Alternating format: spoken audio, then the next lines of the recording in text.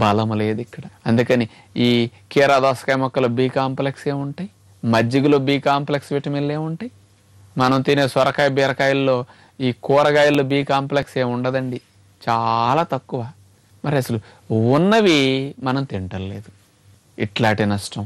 అట్లాగే లవణాలు కావాలి కదా, సోడియం, పొటాషియం, మరి calcium, iron, iodine, manganese, zinc, phosphorus, మరి ఇవన్నీ లవణాలు రక్తంలో ఉండి శరీర అవసరార్థం చేరుతూ ఉండాలి కదా.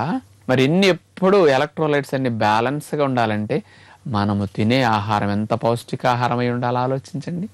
అట్లాగే పీచు పదార్థాలు రోజు 30 నుంచి 40 గ్రాములు తినాలి. 2 రకాల పీచులు ఉండాలి. ప్రేగుల్ని క్లీన్ చేసే పీచులు, జీర్ణం కాని పీచులు అంటారు. రక్తనాళాలని, రక్తాన్ని క్లీన్ చేసే పీచు పదార్థాలు జీర్ణమయ్యే పీచులు అంటారు. అవి తినకపోతే అన్ని పేరుకుపోతాయి, మొండి రోగాలు వస్తాయి, కొలెస్ట్రాల్, గుండె జబ్బులు లాంటివి వచ్చేస్తాయి. ఎంజైమ్స్ ఉంటాయి. మళ్ళా ఈ ఎంజైమ్స్ అనేవి మన శరీరం జబ్బులు బారిన పడకుండా రక్షించటానికి అతి ముఖ్యమైన పాత్ర పోషిస్తుంటాయి. హార్మోన్ల ఉత్పత్తికి, కణజాలం రిపేర్ చేసుకోవటానికి, మనము తీసుకునే పొల్యూషన్ నుంచి రక్షించటానికి, ఎరువులు, పురుగు మందుల నుంచి రక్షించటానికి అనేక రకాల, వందల రకాల ఎంజైమ్స్ మన శరీరంలో విడుదలవుతాయి. మన లివర్లో 500 రకాల ఎంజైమ్స్ తయారవుతాయట. మరి ఇన్ని రకాల ఎంజైమ్స్ని బాడీ ఉత్పత్తి చేసుకోవాలంటే మంచి ఎంజైమాటిక్ డైట్ని మనం తీసుకోవాలి. అందుకని సహజమైన ఆహారాల్లో ఎంజైమ్స్ బాగా ఉంటాయి. ఏదో కూరలను, పుల్కాలు, మజ్జిగ తాగేసేస్తే మనకి ఎంజైమ్స్ ఎట్లా వస్తాయి? కీరా దోసకాయ మొక్కలను, క్యారెట్లో ఎంజైమ్స్ ఉంటాయా? ఉంటాయి, కానీ అన్ని రకాలుగా ఉండవు. ఇడ్లీల్లో అస్సలు ఉండవు. పొయ్యి మీద పెట్టిన దాంట్లో అన్నీ ఎగిరిపోతాయి ఎంజైమ్స్. చూడండి, మరి ఇన్ని రకాలుగా మనం అందించవలసిన బాధ్యత మనకు ఉంది. కానీ మనం అవగాహన లేక ఏదో తినేస్తున్నాం, ఏదేదో గడిపేస్తున్నాం. అందుకని కొన్ని నెలలు ఇట్లాంటి పనులు చేసేసరికి కొత్త సమస్యలు సృష్టించుకోవటం అవుతుందన్నమాట. అందుచేత బరువు తగ్గాలని ప్రయత్నం చేసేవారు శరీరాన్ని ఇబ్బంది పెడుతూ బరువు తగ్గించుకోవటం మంచిది కాదు. డైటింగ్ల పేర మన శరీరాన్ని శిక్షించవద్దు. అధిక బరువు వల్ల అనేక సమస్యలు కొత్తవి సృష్టించి శరీరాన్ని శిక్షిస్తున్నాం. అది చాలక ఇంకా బరువు తగ్గటానికి డైటింగ్లు చేసి ఇంకా శిక్షించటము, లాగలేని ఎద్దు మీద కాస్త 4 బస్తాలు బరువు ఎక్కువేసి లాగు అంటాం. ఎలాంటిదో ఆలోచించండి. అసలే సమస్యల్లో పడి కొట్టుకుంటున్నది శరీరం వెయిట్ పెరగటం ద్వారా. దాన్ని తగ్గించడానికి ఇట్లా ర్యాష్ డైటింగ్లు చేస్తే చాలా సమస్యలు వస్తాయి.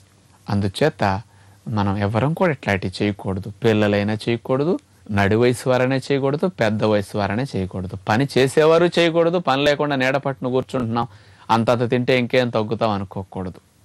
అందుచేత మనందరం లేచిన దగ్గర నుంచి పడుకునే వరకు శరీరానికి కావలసిన పోషణ అందించే ఆహారాన్ని ఉదయము, మధ్యాహ్నము, సాయంకాలము 3 వేళలా చక్కగా అందిస్తూ, ముందు శరీరాన్ని పోషిస్తూ, నిలవన్న కొవ్వుని కరిగించడానికి పిండి పదార్థాలు ఎక్కువ తినకూడదు కాబట్టి వాటిని కట్ చేసి, మిగతావేవి కట్ చేయకూడదు. శరీరానికి కావలసిన అన్ని కొలతల ప్రకారం మీరు అందించాల్సిందే. 7 పోషక పదార్థాలలో 6 పోషక పదార్థాలను మాత్రం ఎక్కడా శరీరానికి కావాల్సిన వాటిని మీరు తగ్గించకుండా అందించాల్సిందే. ఒక్క పిండి పదార్థాలను మాత్రం అవసరానికి సరిపడ అందించకుండా కాస్త తగ్గించి అందించినా మీకు నష్టం ఉండదు. అందుకని డైటింగ్లు చేసేటప్పుడు కూడా ప్రకృతి సిద్ధమైన సహజమైన పండ్లు, కూరలు, గింజలు ఇవన్నీ ఉంటే కదా మనకు పోషణ అందేది. ఇలాంటి వాటిని అందిస్తూ చక్కగా శరీరాన్ని పోషిస్తూ కొవ్వుని కరిగించటం అనే ప్రక్రియ ఆరోగ్యకరంగా బరువు తగ్గే ప్రక్రియ. మీరు ఎన్ని నెలలు, ఎన్ని సంవత్సరాలు ఆచరించండి, మీ తేడాలు రావు. బ్లడ్ టెస్టులు చేయించుకోండి 2 నెలలకోసారి, 3 నెలలకోసారి. హార్మోన్లు కానీ, విటమిన్స్ కానీ, లవణాలు కానీ అన్ని పరీక్షలు చేయించుకుంటే మనకు తెలుస్తుంది.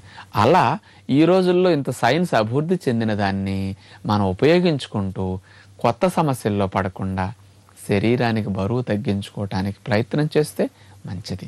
అంచేత మనందరం డైటింగ్ల పేర ఏదో మన ఇంట్లో ఏవి పడితే అవి తినేసి శరీరానికి ఇలాంటివి సృష్టించటం మంచిది కాదు. ఈ శరీరాన్ని ఇబ్బంది పెడితే మనమే కదా ఇబ్బంది పడవలసిన వారం. చేత శరీరానికి హెల్ప్ చేస్తూ ఆరోగ్యకరంగా బరువు తగ్గాలనే లక్ష్యం మనం పెట్టుకోవాలన్నమాట. మరి ఇట్లాంటి విషయాలు మనం అనేకం ఆలోచించి మనం తెలుసో తెలియక చేసిన తప్పుల్ని మనం సవరించుకుంటూ మన ఇంట్లో మనమే బరువు తగ్గటానికి ఒక అవగాహనతో ముందుకెళితే బాగుంటుందని ఈ కార్యక్రమం. మరి మీరు రోజు మానకుండా చూస్తుంటే ఈ కార్యక్రమం ఇంకొక 20 ఎపిసోడ్స్ అయినా ఉంటాయి మీకు. అవి అనేక విషయాలు మీకు చక్కగా తెలుస్తుంటాయి అన్నమాట. మరి మీరందరూ శ్రద్ధగా విని ఆచరించి శరీరాన్ని స్లిమ్గా చేసుకుంటారని ఆశిస్తూ అందరికీ సెలవు. నమస్కారం.